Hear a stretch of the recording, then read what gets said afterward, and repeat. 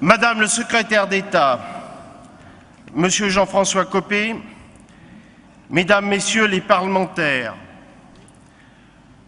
Monsieur Philippe Cochet, président départemental de l'UMP, Mesdames, Messieurs les élus, Monsieur Forissier, secrétaire départemental de l'UMP, Mesdames et Messieurs.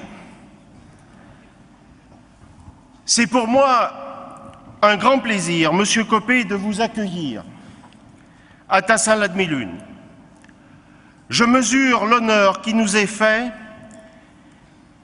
et la considération du mouvement auquel vous appartenez aujourd'hui d'être auprès de tous ceux qui vivent la circonscription de Michel-Thérault. Je voudrais le remercier chaleureusement, notre député, qui m'a proposé d'organiser cette rencontre, ce à quoi immédiatement et avec enthousiasme j'ai souscrit. Avec lui, c'est un partenariat quotidien, actif, empreint de confiance mutuelle que nous développons, ce qui est une chance pour Tassin-la-Demi-Lune. Avec toi, cher Michel, les relations exemplaires que nous avons su entretenir, avec respect et considération, et avec les convictions fortes qui sont les nôtres, nous avons pu porter de nombreux projets en commun, et pour l'avenir, j'aurai toujours besoin de ton soutien. Monsieur Copé, vous êtes le président du groupe UMP à l'Assemblée nationale. Vous avez été secrétaire d'État aux relations avec le Parlement, porte-parole du gouvernement, ministre délégué à l'Intérieur, ministre délégué au budget et à la réforme de l'État. Mais c'est aussi, bien sûr, en votre qualité de maire de Meaux, mandat que vous exercez depuis 1995, que je souhaite m'adresser. Être un élu local, c'est une mission exaltante mais lourde de responsabilité. C'est faire preuve de beaucoup de courage et d'investissement personnel, de disponibilité. Nous sommes les élus les plus proches de nos concitoyens. Une expression lyonnaise pourrait bien illustrer la situation. Le tout n'est pas d'y faire, c'est d'y penser. Mais le difficile, c'est pas d'y penser, c'est d'y faire. Les sujets ne manquent pas d'actualité. Qu'il y ait une réforme des collectivités locales, cela m'apparaît essentiel. Et ce n'est certainement pas à vous, Monsieur Copé, qui avez été ministre délégué au budget et à la réforme de l'État, que je vais l'apprendre. Notre pays souffre d'une hiérarchisation et d'une complexité des circuits de décision devenus insupportables aux yeux des Français et facteurs d'inertie. En votre présence et celle des parlementaires et de nombreux élus, je ne vais pas refaire le débat de la réforme des collectivités territoriales ou encore de la suppression de la taxe professionnelle. Beaucoup a déjà été dit, parfois avec justesse, mais aussi parfois avec une certaine méconnaissance des sujets et souvent avec une facilité dans les critiques faites, notamment aux élus locaux. Je voudrais à cet égard souligner votre déclaration, intervenue suite à certaines accusations concernant le système de compensation de la taxe professionnelle. Il ne faut pas dire ou sous-entendre que cela est de la faute des maires, parce qu'aujourd'hui, au quotidien, ce sont les élus locaux qui tiennent la République. Je m'inscris pleinement dans votre analyse, comme dans le diagnostic de Jacques Pélissard, notre confrère avec Michel-Thérault, président de l'Association des maires de France, disant « J'ai confiance en la capacité des maires à faire face ». La réforme de la taxe professionnelle était plus que nécessaire. Chacun fait bien le constat que le système actuel n'est pas forcément efficace en matière de dynamisme économique et que les modalités des perceptions devaient être revues. Surtout, je ne voudrais pas que le débat sur la suppression de la taxe professionnelle soit l'occasion de monter les entreprises contre les collectivités publiques. Ensemble, nous devons conjuguer nos efforts, mettre en commun nos énergies, afin de favoriser le dynamisme économique, source de richesse et élément catalysateur de la politique de l'emploi voulue par l'État. J'ai encore reçu ce matin une dizaine d'entrepreneurs tessillunois et je peux vous dire que ce sont des hommes et des femmes courageux, motivés, qui s'investissent.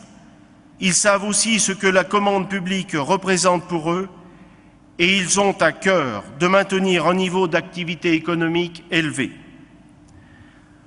Aussi, le discours facile et du moindre effort de certains élus de gauche qui n'ont pas assez de mots assez forts pour stigmatiser le monde économique et l'engagement quotidien de ceux qui font la richesse de notre pays, cela n'est pas mon discours et je leur laisse bien volontiers. La réforme de la taxe professionnelle était indispensable.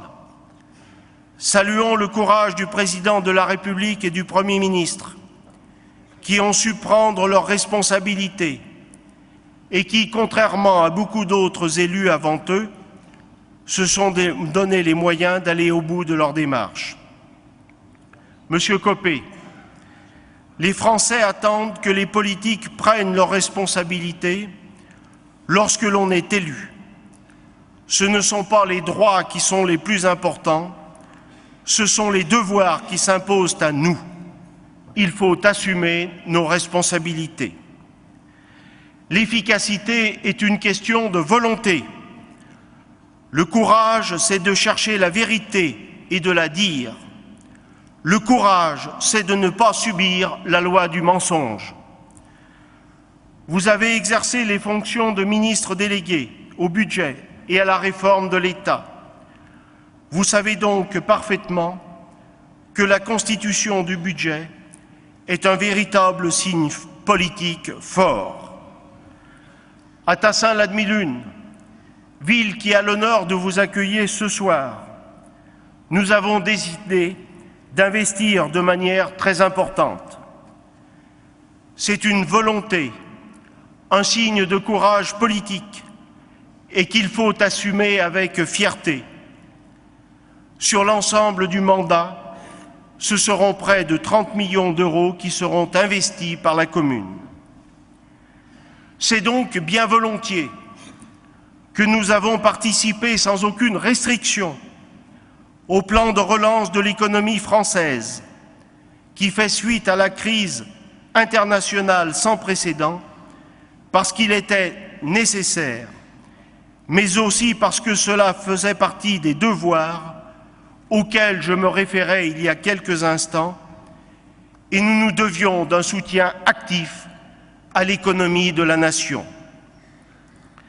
S'inscrire dans cette démarche, ce n'est pas de la politique politicienne, c'est apporter sa juste contribution à un effort indispensable en période de crise.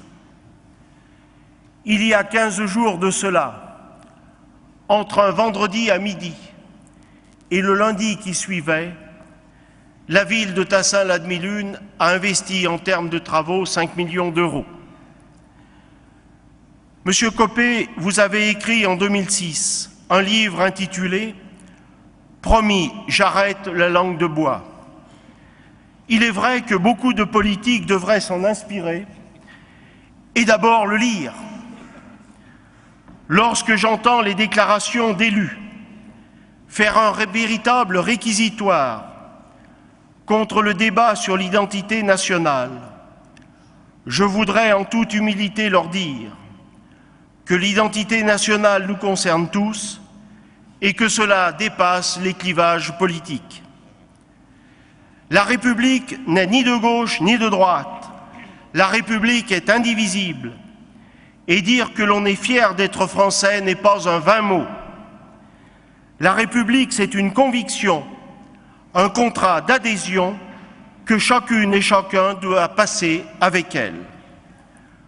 Comme vous l'avez très justement souligné, être français, c'est surtout vouloir construire un avenir ensemble. Je ne peux que partager cette analyse. Pour terminer, je vais simplement faire une référence à une devise tirée d'une œuvre de la plaisante sagesse lyonnaise. Cette devise dit « Pour faire son chemin, il faut de l'honnêteté et de l'habileté. L'honnêteté, c'est de tenir ses engagements. Et selon la plaisante sagesse lyonnaise, l'habileté serait de ne jamais prendre des engagements. Mais à l'UMP, l'honnêteté et l'habileté, c'est de prendre des engagements, de les tenir et de les assumer. Soyez certains que j'adhère pleinement à cette démarche de l'UMP dans laquelle je me reconnais.